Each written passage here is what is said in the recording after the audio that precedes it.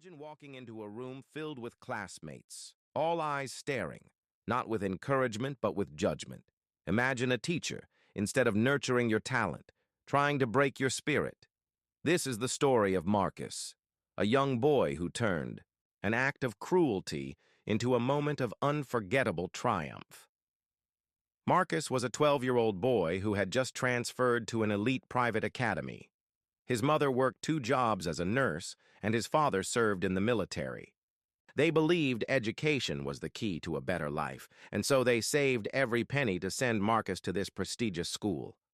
But Marcus quickly realized this wasn't going to be easy. The kids came from wealthy families.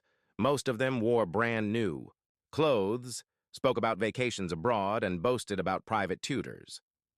Marcus, though smart and polite, always felt like an outsider. He had one secret passion: music. His grandmother had taught him piano when he was only 6 years old. Though they never had a grand piano at home, Marcus practiced tirelessly on a small keyboard his parents had bought secondhand. Music was his escape, his joy, and his identity, but none of his classmates knew that, yet. One chilly Monday morning, Marcus sat quietly in music class. Their teacher, Mrs. Whitmore, was a woman known for her sharp tongue and her preference for star students. She often ignored Marcus, except when she wanted to single him out for attention. That day, the class gathered around a shiny black piano. Mrs. Whitmore said, "Today we're going to see who has real talent and who is wasting time in my class." She looked around the room and then, with a smirk, pointed at Marcus. "You, sit, play something. Or are you too shy?" The room went silent. Some students giggled under their breath. Marcus froze. He hadn't prepared to play, and the way she said it, mocking and cold, wasn't encouragement. It was a trap. Marcus hesitated. "Ma'am, Mrs. Whitmore snapped. "Hurry up or get out now." The words cut deep. Marcus felt humiliated. His classmates were watching, some whispering, while others waited to laugh at his failure.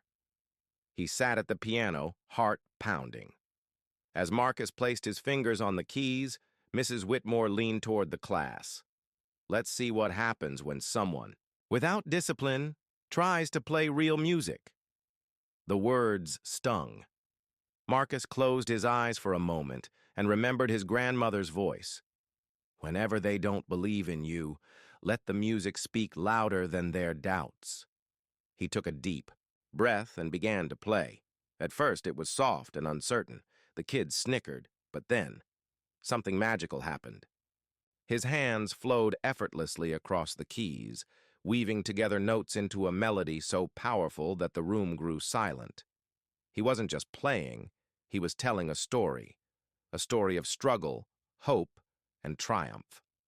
As Marcus continued, the mocking smirks faded.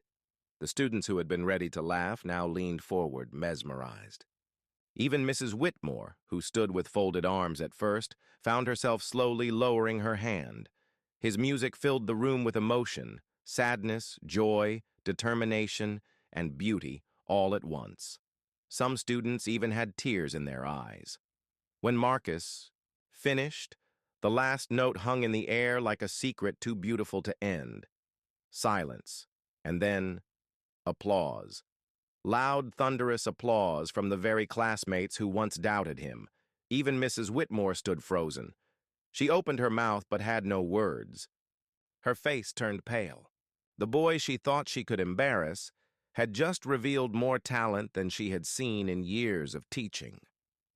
From that day forward, Marcus was no longer just the quiet new kid. He was the boy who could move hearts with his piano. Students who once ignored him now wanted to be his friend. Mrs. Whitmore never openly admitted she was wrong, but her behavior toward Marcus changed. She no longer mocked him, and for once, she treated him with respect. Later that year, Marcus performed at the school's annual recital. Parents, teachers, and even local community leaders attended.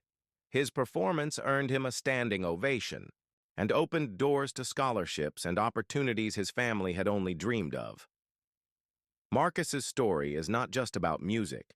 It's about resilience, courage, and the power of staying true to yourself.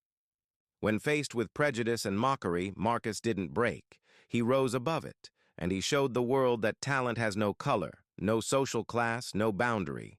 As his grandmother always said, "The world may try to silence you, but your gift will always find its voice."